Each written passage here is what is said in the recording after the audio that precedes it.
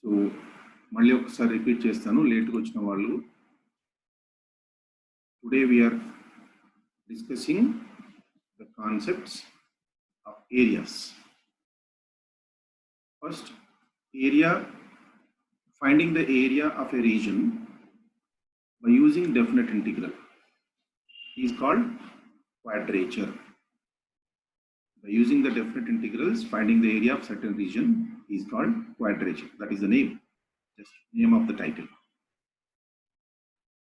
To find the area of a region enclosed by a curve, we take the following points into consideration. First, curve sketching. The curve sketching, what is the importance of curve sketching is, for the evaluation of area of bounded regions, it is very essential to know the rough sketch of the curve. To find the area of any region, we should draw the rough sketch of the curve by observing the diagram of the given curve. We can understand the limits of the curve and whether it is symmetric about either x-axis or y-axis or symmetric about any other line. So we can understand the symmetricity property of the curve, right? So depending on that, we can find the limits, and within the limits, if we integrate the equation of the curve, we get the area bounded by the curve in the given limits. So that is the importance of the diagram. So if we can draw the diagram according to the given curve and the limits, so 50% of the problem will be completed. Right? So the following points are very useful to draw a rough sketch of the curve. First, while drawing the curve of the given function, we should observe the symmetricity points. Symmetricity about x-axis. If all powers of y in the given equation of the curve are even, then the curve is said to be symmetric about x-axis. In the curve, if x powers, y powers are even, then the curve is said to be symmetric about x-axis. Remember, if y powers are even, the curve will be symmetric about x-axis. That is, symmetric about x-axis means the shape of the curve above x-axis is exactly identical to its shape below x-axis. So that is, we can observe this phenomena in the equation of parabola. Y square is equal to 4ax. Y square is equal to 4ax. The parabola represented by this equation y square is equal to 4ax will be symmetric about x-axis. Next, similarly, symmetric about y-axis.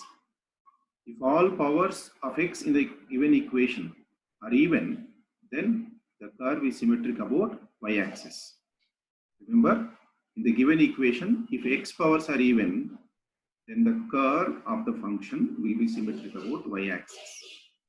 If x powers are even, the curve will be symmetric about y-axis.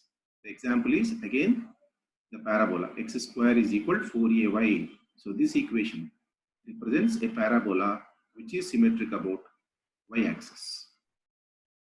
And next, symmetry in opposite quadrants. Symmetry in opposite quadrants, like this.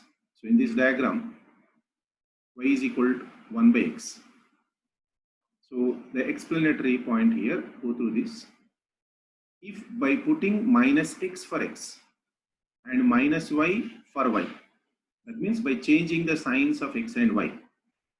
By changing the signs of x and y, if the equation of the curve remains the same, then it is symmetric in opposite quadrants. When x replaced by minus x and when y replaced by minus y, if the equation of the curve remains same, then the curve will be symmetric in opposite quadrants, like this, first quadrant and second quadrant. So these are called what? Asymptotes. So in hyperbola, we will come across this kind of curves. So the example is xy is equal to c square. Next, symmetric about the line y is equal to x. If the equation of a given curve remains unaltered by interchanging x and y, then it is symmetric about the line y is equal to x. If the equation of a given curve remains unaltered by interchanging x and y.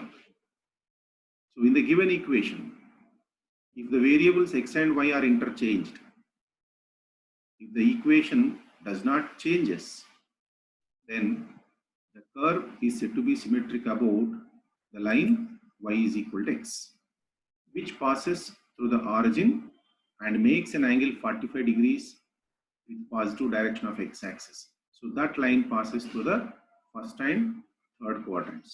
So the curve symmetric about the line y is equal to x will be like this. So this is the diagram which is symmetric about the line y is equal to x. So that is equation represented by y is equal to x cube.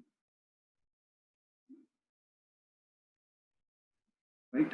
So here some diagrams are given. Right. So first ikkada manam first point em cheptunnam ikkada to find the area of a region bounded by the given function y is equal to fx. First we should know to draw the diagram of the curve. So these are some important graphs are given here, just observe them. This is the graph of y is equal to e power x. Y is equal to e power x. As x values increases, y values also increases. So this kind of nature of the curve is called increasing function. So y is equal to e power x. 9 members. అవునమ్మా 9 members అయితేంది పర్లేదు ఒక్కరున్నా చెప్పుకోవాలి class mic mute చేసుకో. So this is the graph of y is equal to e power x. This is increasing function. And this is the graph of y is equal to e power minus x. Y is equal to e power minus x. This is decreasing curve. As x values increases, y values decreases. This is the graph example for decreasing function. And y is equal to e power x is the example for increasing function. And the next graph is y is equal to log x to the base e. Y is equal to log x to the base e.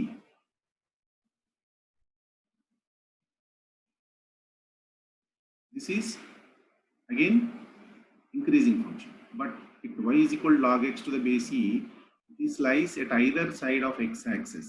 This graph never touches y-axis. So ikkada entante meeku ee graphs yokka upayogam entante problems lo meeku area bounded by two curves ani istaru. Area bounded by two functions.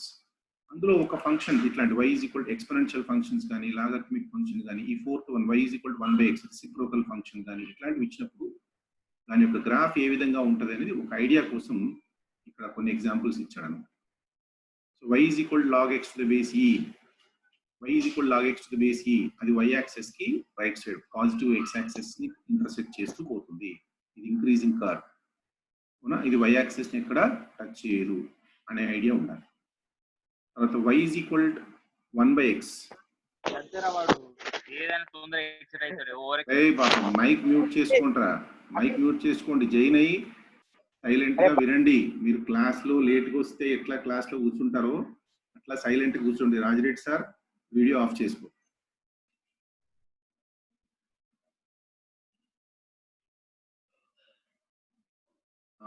So next diagram ఇక్కడ y is equal to x cube. Y is equal to x cube. So this is the curve symmetric about the line in the first quadrant and third quadrant. Symmetric about the line y is equal to x. Right? We'll go to the next page. సరే, ఇప్పుడు ఈ first పేజీలో మీకు సిమెట్రిసిటీకి సంబంధించిన points లో ఏవైనా doubts ఉన్నాయా? లేట్కి వచ్చిన వాళ్ళు కానీ ఎవరైనా ఒకరు మాట్లాడి ఓకే అంటే నెక్స్ట్ పేజ్కి వెళ్తాను. తొందరగా పేర్లు పెట్టి పిలవాలనా లేకపోతే మీరు ఎవరైనా ఒకరు మాట్లాడండి. ఈ మధ్య మాట్లాడండి సార్. ఇప్పుడు ఈ ఫస్ట్ పేజీ కాంటెంట్ అర్థమైందా? అర్థమైంది సార్. Next page. ఇప్పుడు మన ఏరియాస్కి సంబంధించిన అసలు పాయింట్స్ వస్తుంది. So definite integral, as you know that integral a to b f of x dx always represents a constant value. Integral a to b f of x dx always represents a constant value.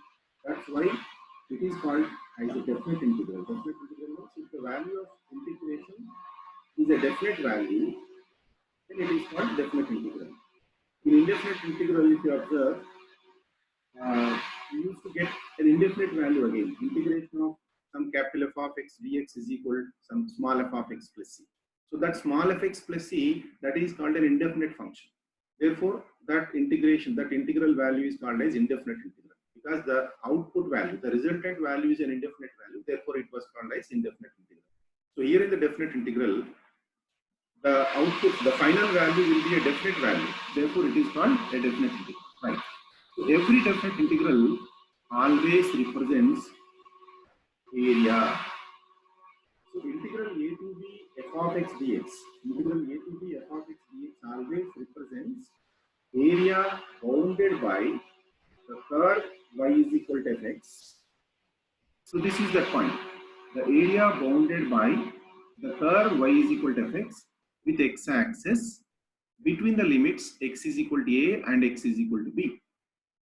So that is integral a to b f of x dx always represents area bounded by y is equal to fx with x-axis between the limits x is equal to a and x is equal to b.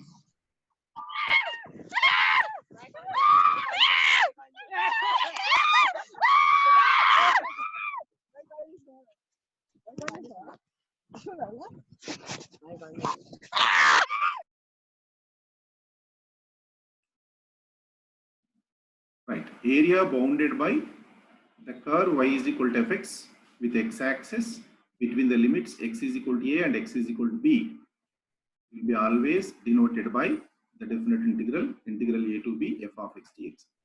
So here we will have two cases. When fx is positive, this diagram. When fx is positive, that means the curve is above the x-axis. So we have to take fx as positive value. When fx is positive, the area becomes integral a to b f of x dx.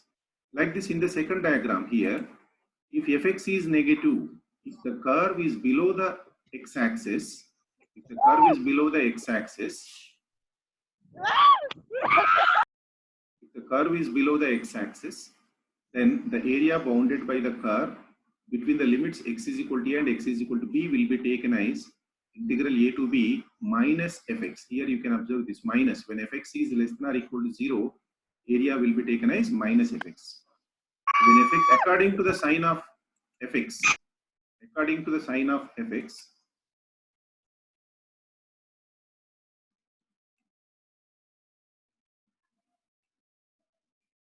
according to the sign of fx, so we have to take plus or minus in the integration. If fx is positive, integral a to b plus fx dx. If fx is negative, integral a to b minus fx dx. So this is the basic point. So therefore, area bounded by the curve y is equal to fx between the given limits x is equal to a and x is equal to b, generally we denote it as integral a to b mod fx dx. Area bounded by y is equal to fx between the given limits x is equal to a and x is equal to b will be written as integral a to b mod fx dx. So that modulus will be removed according to the sign of fx. If fx is positive, according to the definition of mod x, mod fx becomes plus fx. If fx is negative, mod fx becomes minus fx. So this is the basic point of finding the areas by using definite integral. So area bounded by the curve y is equal to fx between the given limits x is equal to a and x is equal to b will be denoted as integral a to b mod fx dx. And second point, this is if the curve crosses the x-axis at some point c comma 0 between a and b. That means between the given limits x is equal to a and x is equal to b, if the curve intersects the x-axis at some point c, that means the area bounded by the given curve between the given limits is at either side of the x-axis. So one part is above the x-axis and one part is below the x-axis. So to find this total area, actually we have to take the sum of these two areas. Area bounded by the curve between x is equal to a to x is equal to c, and between x is equal to c to x is equal to b. So I is in the case of the first example, first diagram, between x is equal to a to x is equal to c, the curve is positive. Therefore, we have to integrate the curve between a to c by taking plus. And between c to b, the curve is negative. Therefore, while integrating the curve between c to b, we have to take the function as negative. That means we have to integrate minus fx between c to b. Therefore, the total area in this case becomes integral a to c fx dx plus integral c to b minus fx dx. Here, area bounded by y is equal to fx between the limits x is equal to a, x is equal to b, when the curve intersects the x-axis at some point c, that should be taken as sum of the two areas, that is from a to c and c to b.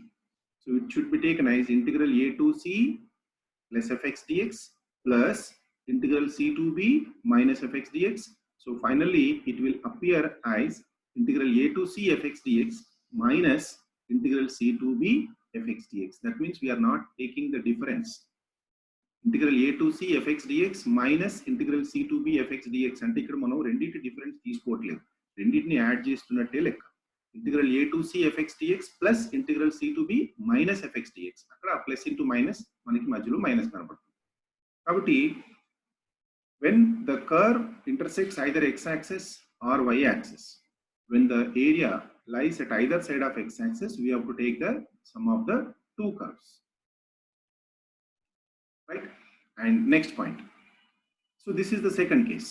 And third case, area between two curves. Area between two curves. Area between two curves, again we will have two cases here. When the limits are given, when the limits are not given. So this is the case. This is the case, limits are given.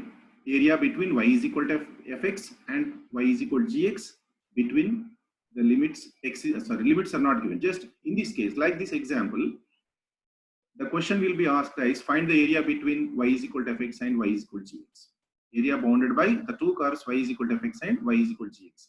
So area bounded by the two curves, annappudu definitely they will intersect at 2 points. By solving the equations, we have to find the points of intersection of the two curves. So that points of intersections will become the limits of the region. So at this point, x is equal to a. X coordinate of this point of intersection is a, and y coordinate of this point of intersection, x coordinate of this point of intersection is b, and this region lies at one side of x-axis. Therefore, we can integrate the function between a to b with respect to x. So therefore, it will become integral a to b modulus of fx minus gx. So modulus of fx minus gx means, again, if fx minus gx is positive, then modulus will be removed by taking fx minus gx. Mod fx minus gx becomes fx minus gx. Suppose if fx minus gx is negative, mod fx minus gx becomes minus of fx minus gx. Then it will become gx minus fx. That means between this a and b, we have to observe the values of y on the two curves. If the values of y on gx are greater than values of y on the curve y is equal to fx, then we have to integrate the positive difference, gx minus fx. Suppose if values of y on fx are greater than values of y on gx, then we have to integrate fx minus gx. That means finally the conclusion is to find the area between two curves, between the limits, we have to integrate the positive difference of the two curves between the limits, x is equal to and x is equal to. So that is given here. A is equal to integral a to b gx minus fx. That means here gx is greater than or equal to fx. Right? This is the area bounded by the two curves when the limits are not given. And next case here it is area bounded by the two curves when the limits are given. So when the limits are given, no need to find the points of intersection of the two curves. So just between the given limits, we have to check which curve is greater and which curve is smaller. That means the values of y on gx, whether greater than f of x or less than f of x. If gx is greater than or equal to f of x, then we have to integrate gx minus fx between a and b. Or if fx is greater than or equal to gx, then we have to integrate fx minus gx between a and b. Right? Then this can be verified. This can be checked simply. Substitute any value between a and b in the both the curves. So whose values are greater, then that curve, that y value is greater. That's all. So a ki b ki madhyala ఏదైనా ఒక value తీసుకుని ఈ two curves లో substitute చేయండి. Substitute చేసినప్పుడు ఏ equation లో మనకి పెద్ద వాల్యూ వస్తుందో ఆ కర్వ్ పెద్దదన్నమాట. దాని యొక్క y వాల్యూస్ పెద్దవి. సో ఆ పెద్ద y వాల్యూస్ నుంచి చిన్న y వాల్యూస్ మైనస్ చేస్తూ మనం ఇంటిగ్రేట్ చేయాలి. fx వాల్యూస్ ఎక్కువ ఉన్నప్పుడు ఇప్పుడు ఏం చేయాలి, fx మైనస్ gx అని తీసుకోవాలి. gx వాల్యూస్ ఎక్కువ ఉన్నప్పుడు gx మైనస్ fx అని తీసుకోవాలి. Right? That is the area bounded by the two curves between the given limits. Right? And this is another case. Area bounded by y is equal to fx and y is equal to gx when they intersect at the point C. So this is area between the two curves, between the given limits. ఇది మనం observe చేయాల్సి ఉంటుంది. ఈ కేసులో ఇక్కడ example 4లో ఉన్నటువంటి కేసుకి ఇక్కడ ఉన్నటువంటి కేసు మనకు రెండు సిమిలర్ గా కనపడతాయి క్వశ్చన్ చూడంగానే. అయితే ఈ రెండింటిని మనం పాయింట్స్ ఆఫ్ ఇంటర్సెక్షన్ కోసం సాల్వ్ చేసినప్పుడు fx is equal to gx తీసుకున్నప్పుడు అక్కడ రెండు x is equal to c అని ఒక పాయింట్ దగ్గర కనుక సాటిస్ఫై అయితే ఆ పాయింట్ కనుక బిట్వీన్ a అండ్ b కనుక ఉన్నట్టయితే that means the two curves are intersecting at the point c. The two curves are intersecting at the point c. So అట్లాంటప్పుడు ఏమవుతుందంటే between a to c fx values are greater than gx values. Between c to b gx values are greater than fx values. అప్పుడు ఏం చేయాలి, a to b direct గా మనం fx minus gx అని కానీ gx minus fx అని కానీ direct గా తీసుకోలేము. తీసుకుంటే అక్కడ మనకు రాంగ్ ఆన్సర్ వస్తుంది. ఏవైనా టూ కర్వ్స్ ఒక పాయింట్ దగ్గర ఇంటర్సెక్ట్ చేస్తున్నప్పుడు లోయర్ లిమిట్ నుంచి ఆ పాయింట్ వరకు, తర్వాత మళ్ళీ ఆ పాయింట్ ఆఫ్ ఇంటర్సెక్షన్ నుంచి అప్పర్ లిమిట్ వరకు అవి రెండు సపరేట్ గా ఇంటిగ్రేట్ చేసి యాడ్ చేయాలి. ఈ పాయింట్ గుర్తుపెట్టుకోవాలి. ఏవైనా టూ కర్వ్స్ ఒక పాయింట్ దగ్గర మధ్యలో ఏబి మధ్యలో ఎక్కడైనా ఇంటర్సెక్ట్ అవుతున్నట్టయితే అప్పుడు ఆ టోటల్ డెఫినెట్ ఇంటిగ్రల్ ని మనం టూ పార్ట్స్ గా స్ప్లిట్ చేయాలి. ఏ టు సి ఒక డెఫినెట్ ఇంటిగ్రల్ గా తీసుకోవాలి, సి టు బి ఇంకో డెఫినెట్ ఇంటిగ్రల్ గా తీసుకుని అప్పుడు ఆ రెండింటిని యాడ్ చేస్తే మనకు కావాల్సినటువంటి ఎగ్జాక్ట్ ఏరియా వస్తుంది. ఒకవేళ మీరు మర్చిపోయి ఏ టు బి డైరెక్ట్ గా మీరు ఇంటిగ్రేట్ చేసినట్టయితే అప్పుడు రెండింటి డిఫరెన్స్ వస్తుంది. రెండింటి sum of addition of the two areas రాదు, అక్కడ రాంగ్ ఆన్సర్ వస్తుంది. కాబట్టి ఇక్కడ ఏ టు సిలో ఎఫ్ఎక్స్ ఎక్కువనా జిఎక్స్ ఎక్కువనా చెక్ చేసుకోవాలి. అప్పుడు ఎఫ్ఎక్స్ గ్రేటర్ దెన్ జిఎక్స్ అయితే between A to C FX minus GX. అట్లాగే బిట్వీన్ సి టు బిలో ఆటోమేటిక్గా ఇక్కడ పాయింట్ ఆఫ్ ఇంటర్సెక్షన్ ఉన్నట్టయితే A to C FX greater than GX అయితే ఆటోమేటిక్గా సెకండ్ సబ్ ఇంటర్వెల్లో అవి చేంజ్ అయిపోతాయి. GX will be greater than FX అయిపోతుంది.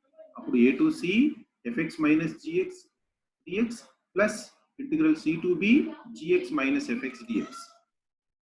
ఏ to C FX minus GX DX plus C to B GX minus FX. So ఈ విధంగా two definite integrals గా split చేసి sum of the two definite integrals గా తీసుకున్నట్టయితే అప్పుడు the area bounded by the two curves y is equal to fx and y is equal to gx when they are intersecting at some point between a and b, some of the two areas మనకు వస్తుంది. Exact గా mistake జరగకుండా ఉంది. మరి ఇవి point intersect అవుతాయా కాదా మరి ఎట్లా అబ్జర్వ్ చేయాలి? y is equal to fx and y is equal to gx two equations ఇచ్చి find the area between the curves between the given limits x is equal to a and x is equal to b అన్నప్పుడు just simple గా x is equal to a దగ్గర difference of fx and gx check చేయండి. x is equal to a దగ్గర అంటే f of a minus g of a check చేయండి. అట్లాగే x is equal to b దగ్గర f of a minus g of a, x is equal to b దగ్గర f of b minus g of b check చేయండి. Automatic గా different signs కనుక వచ్చినట్టయితే అప్పుడు ఆ ఫంక్షన్స్ ఆ రెండింటి మధ్య ఒక పాయింట్ ఆఫ్ ఇంటర్సెక్షన్ ఉంటుంది. ఇది సింపుల్ టెస్ట్. ఇక్కడ చూడండి పాయింట్స్ ఆఫ్ ఈ ఎగ్జాంపుల్లోనేమో పాయింట్స్ ఆఫ్ ఇంటర్సెక్షన్ దగ్గర fx is equal to gx అవుతుంది. ఇక్కడ x is equal to a కానీ x is equal to b కానీ ఇవి points of intersections of the curves కావు కదా. ఇక్కడ f of a minus f of g of a, f of a minus g of a positive అవుతుంది. అదే b దగ్గర అయితే f of a minus g of a negative అయిపోతుంది. So దీన్ని బట్టి మనం గుర్తుపట్టవచ్చు ఆ రెండు కూడా a కామా b మధ్యలో ఒక పాయింట్ దగ్గర ఇంటర్సెక్ట్ అవుతాయా కాదా అనేటువంటి విషయాన్ని ఈ విధంగా గుర్తుపట్టవచ్చు. సో ఇది ఎప్పుడు ఆలోచన చేయాలి? ఇది two curves equations of the two curves ఇచ్చి లిమిట్స్ కూడా ఇచ్చినప్పుడు find the area bounded by the two curves within the given limits అన్నప్పుడు ఇది ఒకటి చెక్ చేయాలి. ఎందుకంటే when the limits are given the two limits may or may not be the points of intersection of the two curves. If they are not the points of intersection of the two curves, then certainly we have to check whether if there exists any point between A and B at which the two curves are intersecting. So this keep in mind, right? And next we will move on to the next page. I hope these four cases are the important areas. Ive four cases important. Area bounded by a curve with x-axis, area bounded by a curve with x-axis at either side. And ఇంకొక case ఇందులో ఉంటుంది mention చేయాలి, మనం class లో చెప్పుకున్నాం. Area bounded by a curve. ఇక్కడ ఈ two cases లో లిమిట్స్ ఇచ్చాడు. Area bounded by a curve with x axis between a and b. కానీ ఇంకొక కేసు ఏముంటుందంటే area bounded by the curve with x axis అంటాడు, లిమిట్స్ ఇవ్వడు. అప్పుడు ఏం చేస్తాం? దాని అర్థం ఏంటంటే that curve will intersect x axis at 2 points.